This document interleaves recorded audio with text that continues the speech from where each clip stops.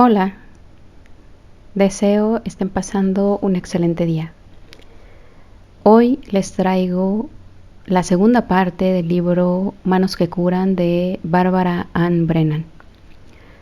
Vamos a empezar leyendo la introducción y posteriormente vamos a pasar al capítulo 4. Deseo les esté gustando mucho este nuevo libro que traigo para ustedes y no me enrollo más, comencemos. Segunda parte, el aura humana. Los milagros no se producen en contradicción con la naturaleza, sino solo en contradicción con lo que conocemos de la naturaleza. San Agustín. Introducción. La experiencia personal. Cuando nos permitimos desarrollar nuevas sensibilidades, empezamos a ver un mundo totalmente distinto. Comenzamos a prestar más atención a aspectos de la experiencia que antes pudieron antojarse periféricos. Descubrimos que estamos utilizando un nuevo lenguaje para comunicar nuestras recién estrenadas experiencias. Expresiones como malas vibraciones o la energía fue enorme se van convirtiendo en locuciones coloquiales. Empezamos a advertir y a conceder más credibilidad a experiencias tales como conocer a alguien que instantáneamente nos cae bien o mal. Nos gustan sus vibraciones. Podemos decir cuando nos está mirando alguien y levantar la vista para ver quién es. Podemos tener la sensación de que algo va a pasar y ocurre realmente. Empezamos a prestar oídos a nuestra intuición. Sabemos cosas, aunque no siempre percibimos el modo en el que llegamos a hacerlo. Tenemos la sensación de que un amigo se siente de determinada forma o que necesita algo, y cuando nos esforzamos por satisfacerlo, descubrimos que teníamos razón.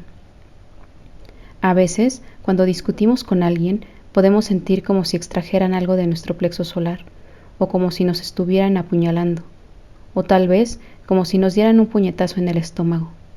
Por otra parte, hay ocasiones en las que nos sentimos rodeados de amor, de cariño, bañados en un mar de dulzura, bendiciones y luz. Todas estas experiencias tienen su realidad en los campos energéticos. Nuestro viejo mundo de sólidos bloques de hormigón está rodeado y penetrado por otro mundo fluido de energía radiante, en incesante movimiento, constantemente cambiante como el mar. En mis observaciones a lo largo de los años, he visto los resultados de estas experiencias como formas situadas dentro del aura humana, que consiste en los componentes observables y mensurables del campo energético que rodea el cuerpo y penetra en él. Cuando alguien ha sentido un flechazo de amor, la flecha resulta literalmente visible para el clarividente. Cuando tiene la sensación de que algo está siendo arrancado de su plexo solar, por lo general es así. El clarividente puede verlo. También podrá hacerlo el lector, llegado el momento, si sigue su intuición y desarrolla sus sentidos. Para el desarrollo de esta elevada percepción sensorial, resulta útil considerar las enseñanzas que han obtenido ya los científicos modernos en el estudio del mundo de los campos de energía dinámica. Esta consideración nos ayuda a desbloquear el cerebro apartando aquello que nos impide ver que también nosotros estamos sujetos a las leyes universales. La ciencia moderna nos dice que el organismo humano no es una mera estructura física formada por moléculas, sino que también las personas, como todo lo demás, estamos constituidas por campos energéticos. Nos desplazamos desde el mundo de la forma sólida, estática, a otro de campos energéticos dinámicos. También nosotros tenemos mareas, como los océanos. Cambiamos constantemente. ¿Cómo tratamos, en cuanto seres humanos, esa información? Nos adaptamos a ella. Si existe tal realidad, deseamos experimentarla. Los científicos están aprendiendo a medir estos sutiles cambios. Desarrollan instrumentos para detectar los campos energéticos relacionados con nuestros cuerpos y evaluar sus frecuencias. Miden las corrientes eléctricas del corazón con electrocardiogramas, ECG, y las del cerebro con encefalogramas, EEG. El detector de mentiras permite medir el potencial eléctrico de la piel, y es posible hacer lo propio con los campos electromagnéticos que rodean el cuerpo gracias a un sensible aparato denominado SQUID, dispositivo de interferencia del cuanto superconductor, que ni siquiera entra en contacto con el cuerpo al medir los campos magnéticos que lo rodean. El doctor Samuel Williamson, de la Universidad de Nueva York, afirma que el SQUID permite obtener más información sobre el estado funcional del cerebro que un EEG normal. Dado que la medicina depende cada vez más de estos complejos instrumentos capaces de medir los impulsos del cuerpo, la salud y la enfermedad, e incluso la vida misma, se están redefiniendo lentamente en términos de impulsos y pautas energéticas.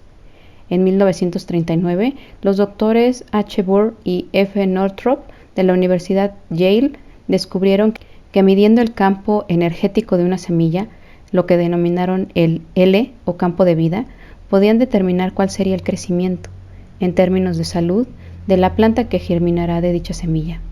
Comprobaron que midiendo el campo de los huevos de rana podían discernir el emplazamiento futuro del sistema nervioso del batracio. Otra de sus mediciones estableció el tiempo de ovulación de la mujer, lo que les permitió sugerir un nuevo método de control de natalidad. En 1959, el Dr. Leonard Ravitz de la Universidad William and Mary demostró que el campo energético humano fluctúa según la estabilidad mental y psicológica de la persona. Sugirió que hay un campo asociado a los procesos mentales y que la variación de este campo del pensamiento causaba síntomas psicosomáticos. En 1979, otro científico, el Dr. Robert Becker de la Upstate Medical School de Syracuse, Nueva York, trazó un complejo campo eléctrico sobre el cuerpo cuya forma es similar a la de este y a la del sistema nervioso central. Lo denominó sistema de control de corriente continua y descubrió que cambiaba de forma y potencia con las mutaciones fisiológicas y psicológicas. También descubrió unas partículas del tamaño de electrones que se movían por este campo. El Dr. Viktor Inushin de la Universidad de Kazajstán en la Unión Soviética ha realizado amplias investigaciones sobre el campo energético humano desde los años 50. Basándose en los resultados de sus experimentos, sugiere la existencia de un campo energético bioplásmico, compuesto de iones, protones libres y electrones libres. Como quiera que se trata de un estado distinto de los 4 conocidos de la materia, sólido, líquido, gases y plasma, Ilyushin apunta que el campo de energía bioplasmática es un quinto estado de aquella. Sus observaciones han demostrado que las partículas bioplasmáticas son renovadas constantemente por procesos químicos en las células y que su movimiento es continuo. Parece haber un equilibrio de partículas positivas y negativas, relativamente estable dentro del bioplasma. Si se produce un desequilibrio grave, la salud del organismo sufre, a pesar de la estabilidad normal del bioplasma. Ilyushin ha descubierto que una cantidad importante de esta energía se irradia al espacio. En consecuencia, es posible medir las nubes de partículas bioplasmáticas que se mueven por el aire tras desprenderse del organismo. Así, nos hemos lanzado a un mundo de campos energéticos vitales, campos de pensamiento y formas bioplasmáticas que se mueven alrededor del cuerpo y se desprenden de él. Nos hemos convertido en el propio bioplasma vibrante e irradiante. No obstante, si repasamos la literatura, veremos que esto no es nuevo. La gente conoce el fenómeno desde el origen de los tiempos. Lo que ocurre es, sencillamente, que se está redescubriendo en nuestra época. El hombre occidental lo desconoció o rechazó durante algún tiempo, aquel en el que los científicos se concentraron en el conocimiento de nuestro mundo físico. A medida que se ha desarrollado este conocimiento y la física newtoniana ha cedido su puesto a las teorías de la relatividad, la electromagnética y las partículas, cada vez somos más capaces de comprender la relación existente entre las descripciones objetivas científicas de nuestro mundo y el otro, el de la experiencia humana subjetiva. Capítulo 4. Paralelismo entre la forma en que vemos la realidad y a nosotros mismos y la perspectiva científica occidental. Somos el producto de la herencia científica occidental en mayor grado del que nos gustaría admitir, el modo en el que hemos aprendido a pensar, y muchas de nuestras autodefiniciones se basan en los mismos modelos científicos utilizados por la física para describir el universo material. Ofrezco en esta sección una breve exposición sobre los cambios por los que ha pasado la descripción científica del mundo físico y sobre el modo en el que esta descripción se corresponde con los cambios en nuestras autodefiniciones. Es importante recordar que una de las bases del método científico occidental consiste en hallar la concordancia entre las pruebas matemáticas y experimentales. Si no logra encontrar la concordancia, el físico buscará otra teoría hasta que dichas pruebas existan y expliquen una serie de fenómenos. Esto es lo que convierte al método científico occidental en una herramienta tan poderosa en su uso práctico y lo que conduce a importantes investigaciones en campos tales como el empleo de la electricidad y la utilización de los fenómenos subatómicos en medicina, por ejemplo en los rayos X, los escáneres, las instalaciones de TAC y los láseres. Conforme nuestros conocimientos progresan, se produce continuamente el descubrimiento de nuevos fenómenos. Muchas veces, estos no se pueden describir mediante las teorías que se manejaron al explicarlos. Generalmente, se postulan nuevas teorías, más amplias, basadas en todo el conocimiento acumulado con anterioridad. Se proyectan y llevan a la práctica nuevos experimentos hasta que se encuentra la concordancia entre la experimentación y la nueva prueba matemática.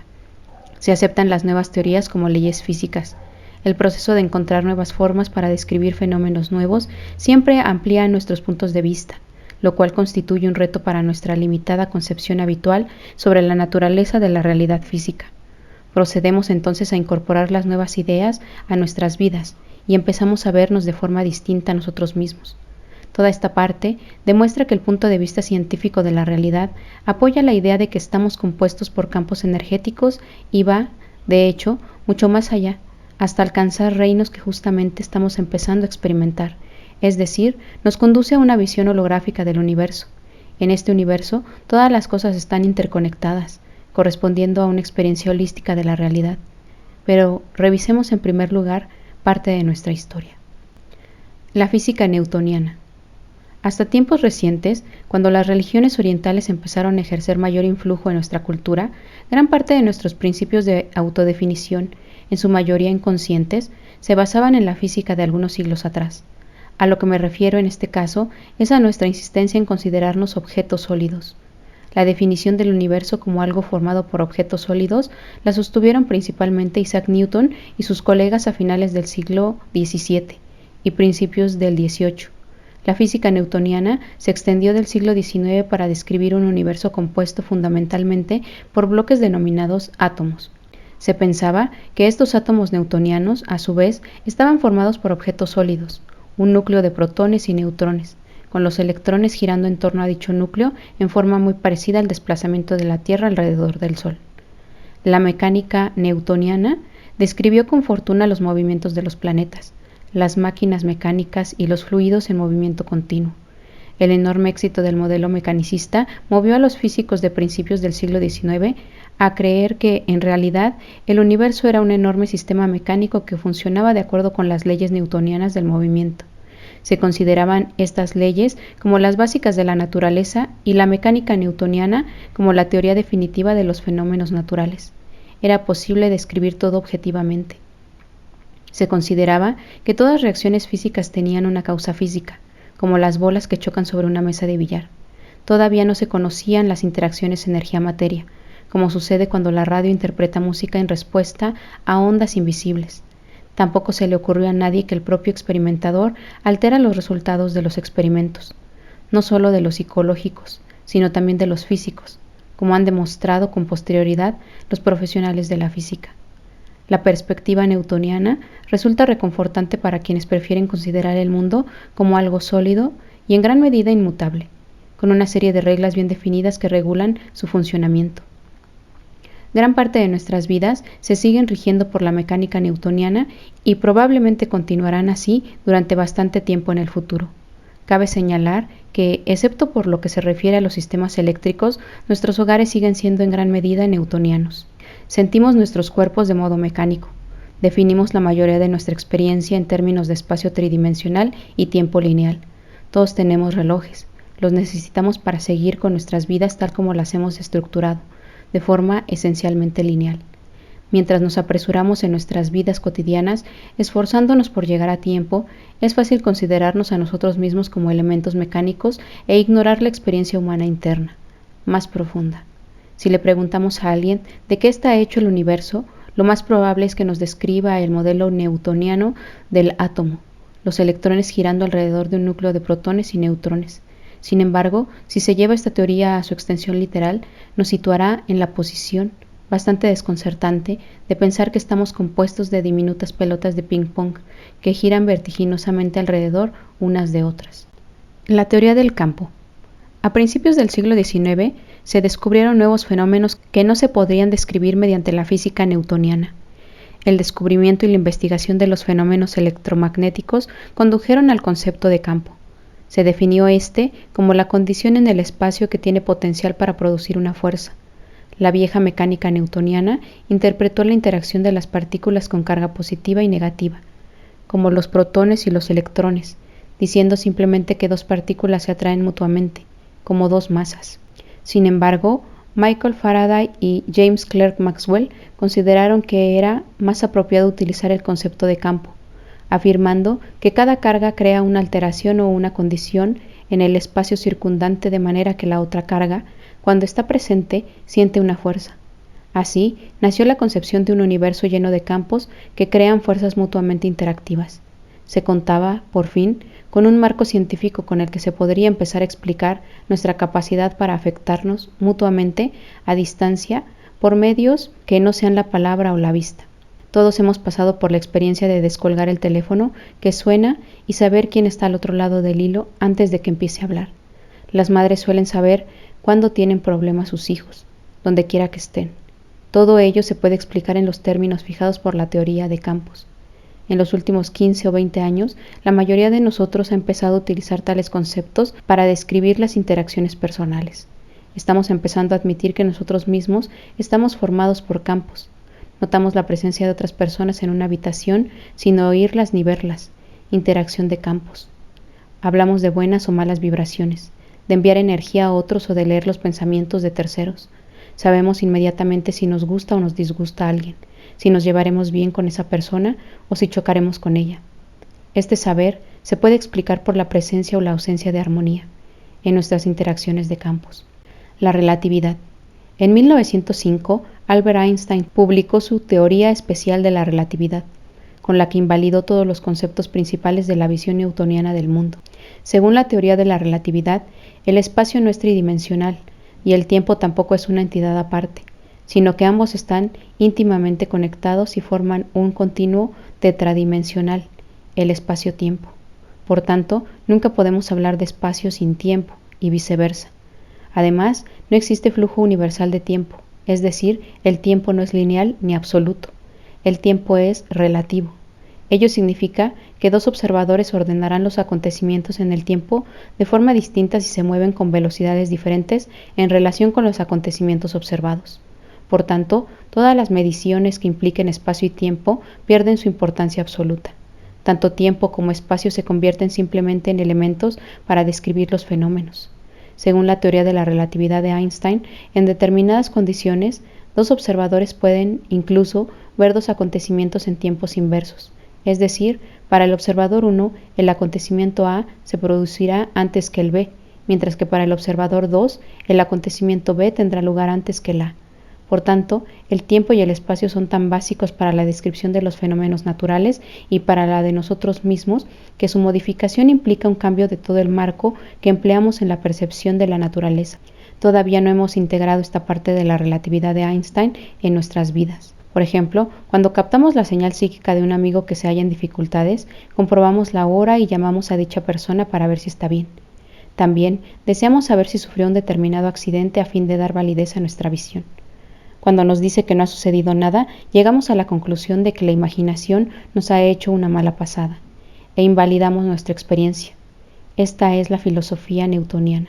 Tenemos que comprender que el fenómeno que estamos experimentando no puede ser explicado por mecánica newtoniana y que estamos haciendo uso de esa mecánica para dar validez a nuestra experiencia suprasensorial. Dicho de otro modo, lo que vimos fue una experiencia real. Como el tiempo no es lineal, puede haber sucedido ya o estaba ocurriendo en el momento en que lo vimos, o quizá se produzca en el futuro. Puede, incluso, que se trate de una probabilidad que no llegue a manifestarse.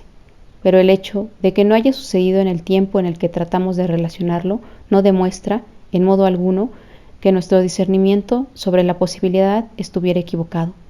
Sin embargo, si en la visión que tuvimos sobre nuestro amigo vimos también un calendario y un reloj con hora newtoniana, nuestra percepción sería tal que incluiría la información sobre el continuo espacio-tiempo del suceso. De este modo, sería más fácil de verificar la realidad física newtoniana. Ha llegado el momento de dejar de invalidar la experiencia que queda fuera de nuestra forma newtoniana de pensar y de ensanchar nuestro marco de la realidad. Todos hemos sentido el paso del tiempo o la pérdida de la noción del mismo. Si logramos la suficiente eficacia en la observación de nuestros estados de ánimo, podemos comprobar que nuestro tiempo varía con los cambios de humor y con la experiencia por la que estemos pasando. Por ejemplo, nos damos cuenta de que el tiempo es relativo. cuando experimentamos un periodo muy largo y aterrador justo antes de que se estrelle nuestro coche o de que se aparte por milímetros del choque con otro que viene en dirección opuesta. Este tiempo, medido en el reloj, es de unos cuantos segundos. Sin embargo, para nosotros parece como si el tiempo se hubiera hecho más lento. El tiempo experimentado no es susceptible de ser medido con un reloj, pues este es un artilugio newtoniano diseñado por mecánicos newtonianos para medir el tiempo lineal. Nuestra experiencia existe fuera del sistema newtoniano. Muchas veces se nos ha presentado el caso de encontrarnos con alguien después de varios años de separación y sentir lo mismo que si lo hubiéramos visto ayer. En la terapia regresional, muchas personas han experimentado sucesos de su infancia como si se estuvieran produciendo en el presente. También descubrimos que nuestra memoria ha ordenado los acontecimientos en una secuencia distinta a la de alguna otra persona que también los haya vivido. Pruebe a comparar sus recuerdos infantiles con los de sus hermanos.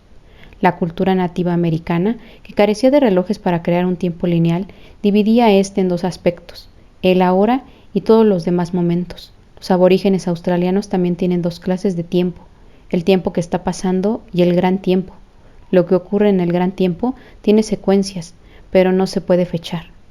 Lawrence Leshán, a través de sus experiencias con clarividentes, ha definido dos tiempos, el tiempo normal y el tiempo del clarividente.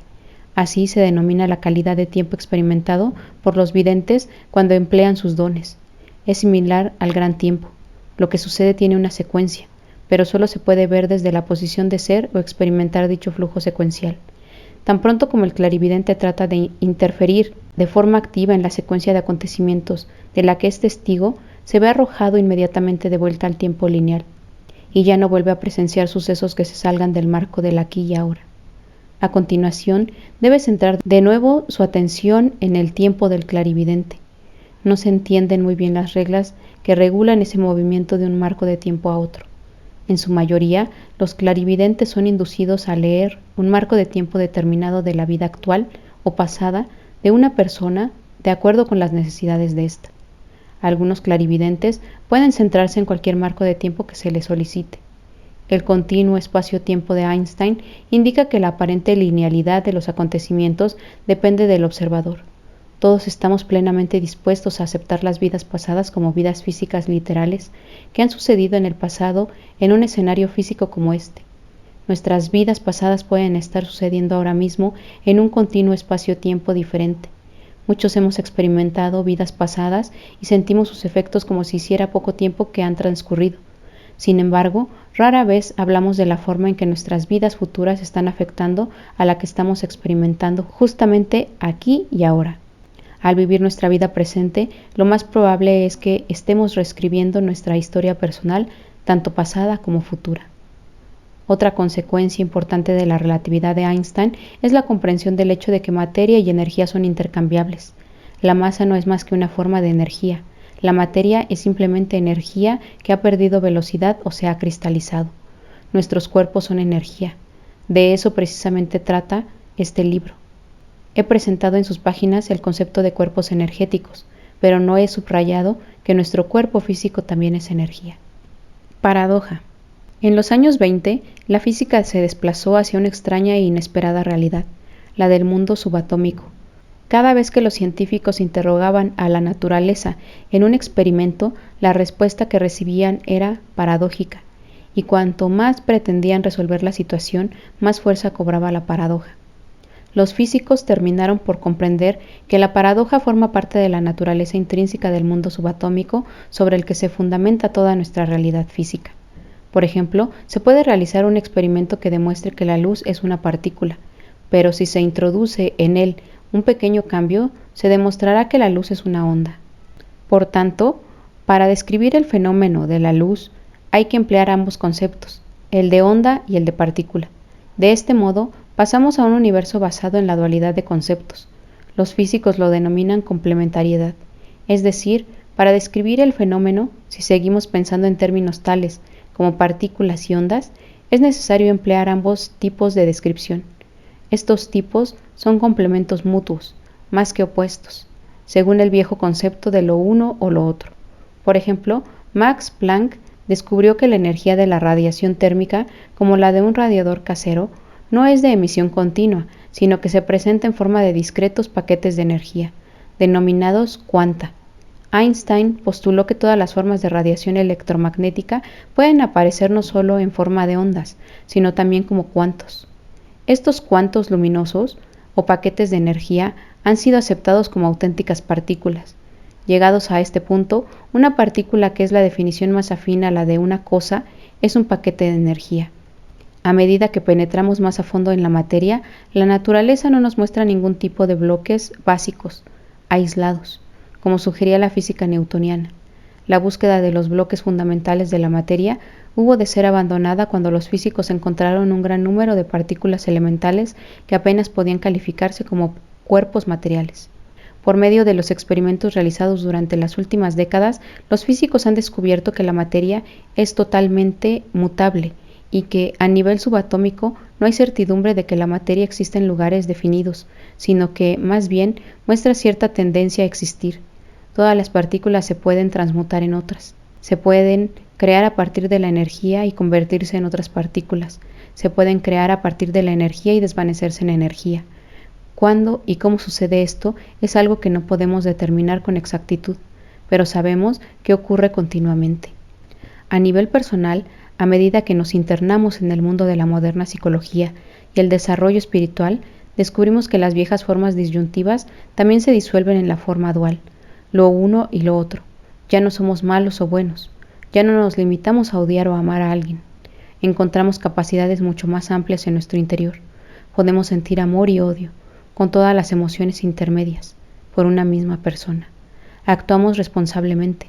Vemos que la vieja contraposición Dios-demonio se disuelve en un todo en el que nos encontramos, que el Dios-diosa interior se funde con el Dios-dios exterior. Un mal no es lo opuesto al Dios-diosa, sino la resistencia a la fuerza del Dios-diosa. Todo está compuesto con la misma energía. La fuerza del Dios-diosa es, a un tiempo, blanca y negra, masculina y femenina. Contiene ambas cosas, la luz blanca y el vacío negro. Como puede ver el lector, seguimos usando conceptos impregnados de dualismo, pero estamos en un mundo de aparentes opuestos, que se complementan entre sí, no de opuestos reales. En este sistema, el dualismo se utiliza para impulsarnos al interior de la unidad. Más allá del dualismo, el holograma. Los físicos han descubierto que las partículas pueden ser simultáneamente ondas, ya que no son ondas físicas reales, como las del sonido o el agua, sino más bien fenómenos ondulatorios de probabilidad. Las ondas de probabilidad no representan las probabilidades de las cosas, sino más bien probabilidades de interconexión. Es un concepto difícil de entender, pero en esencia lo que afirman los científicos es que no existe lo que llamamos cosa. Lo que solíamos llamar cosas son en realidad sucesos o procesos que podrían convertirse en sucesos. Nuestro viejo mundo de objetos sólidos y leyes deterministas se ha disuelto, ya en un mundo de pautas de interconexiones ondulantes.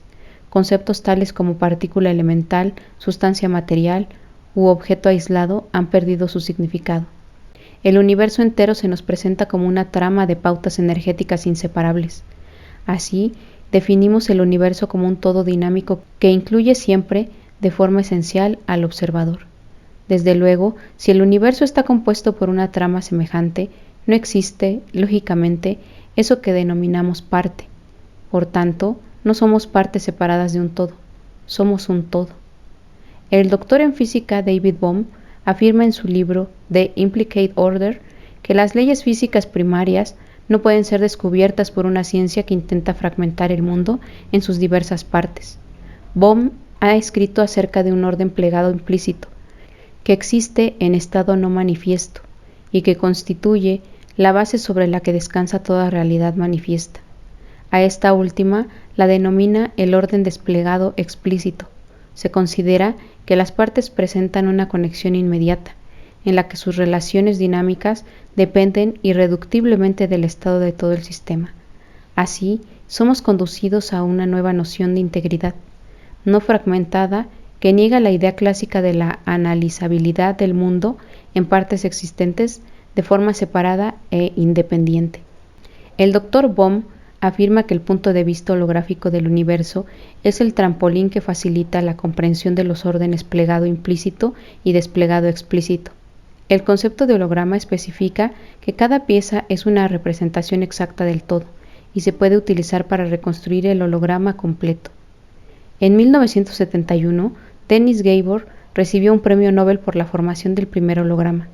Era una fotografía captada sin objetivo en la que se registró un campo de onda de luz dispersa por un objeto, en forma de pauta de interferencia sobre una placa.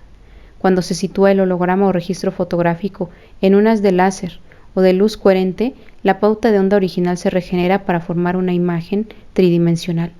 Cada pieza del holograma es una representación exacta del todo y reconstruirá la imagen completa.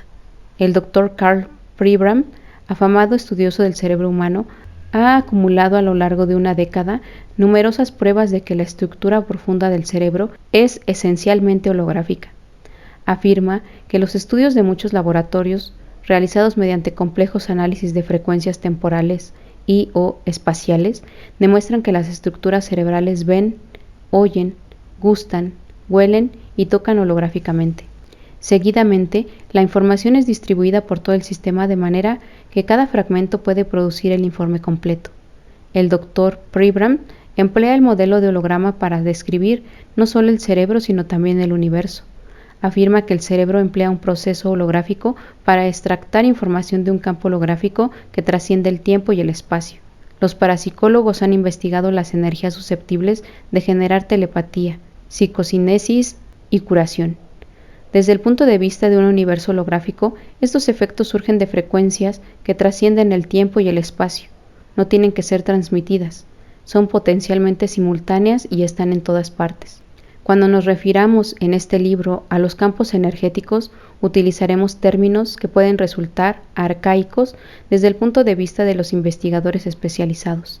El fenómeno del aura se encuentra claramente dentro y fuera del tiempo lineal y del espacio tridimensional. Como en los casos clínicos que hemos presentado, yo vi los sucesos de la pubertad de Ed cuando se rompió el coxis, porque llevaba consigo esta experiencia en su campo energético. La flecha del amante que se puede percibir en el campo energético actual, aunque el clarividente pueda retrotraerse aparentemente en el tiempo y ser testigo del acontecimiento en el momento de producirse. Muchísimas de las experiencias relatadas en este libro requieren más de 3 dimensiones para ser explicadas. Muchas de ellas parecen resultar instantáneas. La capacidad de ver en el interior del cuerpo a cualquier nivel con resolución variable implica el uso de dimensiones adicionales. La capacidad que se precisa para percibir sucesos del pasado mediante el sencillo procedimiento de solicitar información, o para ver un acontecimiento probable y cambiarlo mediante la intervención en el proceso curativo, podría implicar un tiempo no lineal. La capacidad para ver un suceso que se producirá en el futuro va más allá del tiempo lineal. Al emplear el concepto de los campos para describir el aura, nos encontraremos impregnados de dualismo, es decir, separemos el campo de nosotros y lo observaremos como un fenómeno que existe como parte nuestra. Utilizaremos términos como mi campo y su aura, etc. Ello obedece a pautas dualistas. Debo disculparme por ello y decir que, francamente, a estas alturas soy totalmente incapaz de impartir estas experiencias sin recurrir a los viejos moldes. Desde el marco holográfico de la realidad, cada parte del aura no solo representa el todo, sino que además lo contiene. Así, lo único que podemos describir es nuestra experiencia con un fenómeno que observamos y creamos a un tiempo. Cada observación crea un efecto en la pauta observada. No somos una simple parte de dicha pauta, somos la pauta. Ella es nosotros y nosotros somos ella, solo que ahora es preciso abandonar el término ella y sustituirlo por algún otro, más apropiado, para derribar el bloqueo que experimentamos en nuestro cerebro cuando tratamos de comunicarnos. Los científicos han utilizado términos como probabilidades de interconexión o trama dinámica de pautas energéticas inseparables. Cuando empezamos a pensar en términos de trama dinámica, todos los fenómenos aurales descritos en este libro dejan de parecer particularmente inusuales o extraños. Toda experiencia está interconectada. Por tanto, si tomamos conciencia de ello y acogemos esa interconectividad en nuestros procesos cognitivos, podemos ser conscientes de todos los acontecimientos con independencia del tiempo. Pero tan pronto como decimos nosotros, hemos vuelto a caer en el dualismo.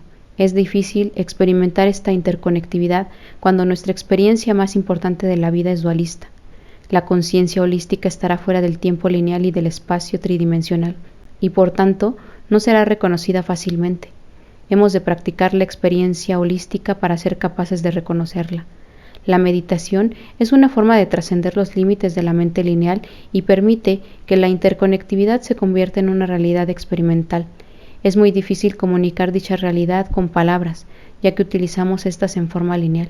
Necesitamos desarrollar un vocabulario mediante el cual podamos conducirnos mutuamente a estas experiencias. En la meditación zen japonesa, los maestros ofrecen una breve frase a sus discípulos para que se concentren en ella.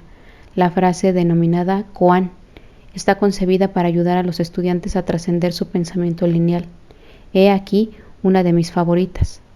¿Cuál es el sonido de una mano que golpea? Mi reacción ante esta conocida koan es encontrarme a mí misma extendiéndome hacia el interior del universo en una pauta de sonidos nunca oídos que parece fluir eternamente. Conectabilidad superluminal. En la actualidad, los científicos están encontrando, mediante procedimientos matemáticos y experimentales, signos evidentes de una conectabilidad inmediata y universal. En 1964, el físico J. S. Bell dio a conocer una prueba matemática denominada teorema de Bell. El teorema apoya matemáticamente el concepto de que las partículas están conectadas según principios que trascienden el tiempo y el espacio, de manera que cualquier cosa que le suceda a una partícula afecta a las demás. Este efecto es inmediato y no necesita tiempo para transmitirse. La teoría de la relatividad de Einstein decía que es imposible que una partícula viaje a una velocidad mayor que la de la luz. Según el teorema de Bell, los efectos pueden ser superluminales, es decir, más rápidos que la velocidad de la luz. El teorema de Bell ha sido respaldado por la experimentación. Nos estamos refiriendo a un fenómeno que se mantiene al margen de la teoría de la relatividad de Einstein. Estamos tratando de dar un paso hacia adelante respecto a la dualidad onda-partícula. Por tanto, vemos una vez más que a medida que avance la técnica de los equipos científicos permitiéndonos profundizar en la materia con una sensibilidad más elevada, encontraremos fenómenos que no se pueden explicar por medio de las teorías actuales. Cuando se produjo este tipo de profundización a finales del siglo XIX, el descubrimiento de la electricidad revolucionó el mundo y nos hizo pensar con mayor profundidad todavía en quiénes somos. Cuando volvió a suceder en los años 40, la energía atómica revolucionó el mundo. Parece que en la actualidad nos encaminamos a otro periodo de tremendo cambio. Si los físicos aprenden la forma en que actúa esta conectabilidad instantánea, cabe pensar que aprenderíamos a captar conscientemente nuestras conexiones instantáneas con el mundo y entre nosotros. Esto evidentemente revolucionaría la comunicación, además de cambiar radicalmente nuestra forma de interactuar. La conexión instantánea podría aportarnos la capacidad de leer el pensamiento de los demás cada vez que lo deseáramos. Podríamos saber qué nos pasa a cada uno y tratar de entendernos más profundamente. Además, podremos ver con mayor claridad cómo y en qué medida afectan al mundo, mucho más de lo que habíamos pensado antes, nuestros pensamientos, sentimientos, campos energéticos y acciones. Campos morfogenéticos. En su libro A New Science of Life, Rupert Sheldrake afirma que todos los sistemas están regulados no solo por los factores energéticos y materiales conocidos, sino también por campos invisibles de organización. Estos campos generan elementos causativos, toda vez que sirven de patrones para la forma y el comportamiento. Carecen de energía, en el sentido normal del término, porque su efecto va más allá de las barreras de tiempo y espacio que normalmente se aplican a la energía, es decir, su efecto tiene una misma fuerza a larga y a corta distancia. Según esta hipótesis, cuando un miembro de una determinada especie aprende algún comportamiento nuevo, se cambia el campo causativo de dicha especie, siquiera sea ligeramente. Si se repite el comportamiento durante el tiempo suficiente, su resonancia mórfica afecta a toda la especie. Sheldrake denominó a esta matriz invisible campo morfogenético, de morfos, forma, y génesis, creación. La acción de este campo implica acción a distancia, tanto en espacio como en tiempo. Más que una forma que es determinada por las leyes físicas al margen del tiempo, depende de la resonancia mórfica que atraviesa el tiempo. Quiere ello decir que los campos mórficos se pueden propagar a través del espacio y el tiempo, y que los acontecimientos pasados pueden influir sobre otros sucesos en cualquier otro lugar. Lyell Watson muestra un ejemplo de ello en su libro Life Tide, The Biology of Consciousness, en el que describe lo que ahora se conoce genéricamente como el principio del centésimo mono. Watson comprobó que después de que un grupo de monos aprendiera un nuevo comportamiento, sus congéneres de otras islas próximas sin medios normales de comunicación también aprendieron repentinamente dicho comportamiento sin que en ningún momento se produjeran contactos directos.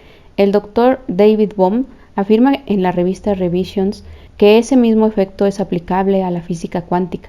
Según Bohm, el experimento de Einstein, Podolsky y Rosen demostró la posibilidad de conexiones no locales, es decir, sutiles conexiones de partículas distantes.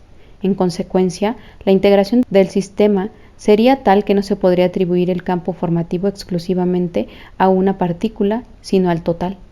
Así, algo que le sucede a partículas distantes puede afectar al campo formativo de otras. Bohm continúa afirmando que la noción de las leyes intemporales que regulan el universo no parece sostenerse, porque el tiempo en sí mismo es parte de la necesidad de desarrollo. Rupert Sheldrake llega, en el mismo artículo, a la siguiente conclusión. Por tanto, el proceso creativo que provoca el nuevo pensamiento, a través del cual se realizan nuevas entidades globales, es similar en ese sentido a la realidad creativa que da lugar a los nuevos entes totales en el proceso evolucionista. Se podría considerar que el proceso creativo es un desarrollo sucesivo de totalidades más complejas y de mayor nivel, a través de cosas previamente separadas que se conectan entre sí. Realidad multidimensional. Jack Sarfati, también investigador físico, sugiere en Psychoenergetic Systems que la forma en la que puede existir la interconectividad superluminal se relaciona con un plano más elevado de la realidad. Sugiere que las cosas están más conectadas o los acontecimientos más correlacionados, en un plano de realidad situado por encima del nuestro, y que las cosas de dicho plano se encuentran conectadas a través de otro plano todavía más alto. Así, al llegar a un nivel superior, podremos entender la instantaneidad con la que opera la conectividad. Conclusión.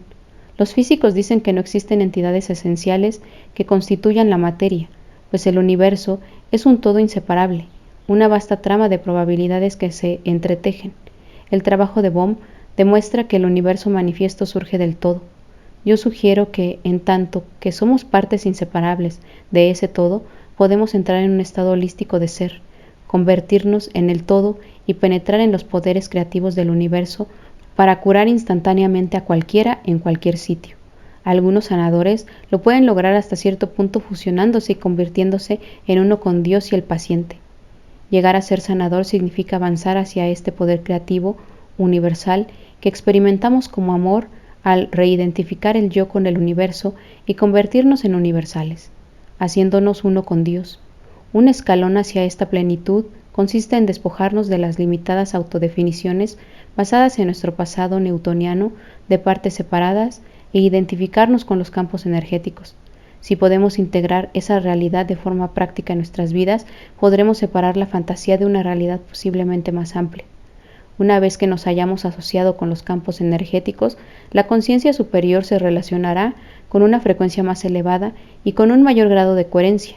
Mediante el modelo de Sarfati, empezamos a ver un mundo muy semejante al que se describe más adelante, el mundo del aura y el campo energético universal. Dentro de él existimos en más de un mundo. Nuestros cuerpos más elevados, frecuencias aurales más altas, son de un orden superior y están más conectados con los cuerpos superiores de otros que nuestros cuerpos físicos. A medida que progresa nuestra conciencia hacia frecuencias y cuerpos más elevados, nos vamos conectando cada vez más, hasta que llega el momento en el que somos uno con el universo.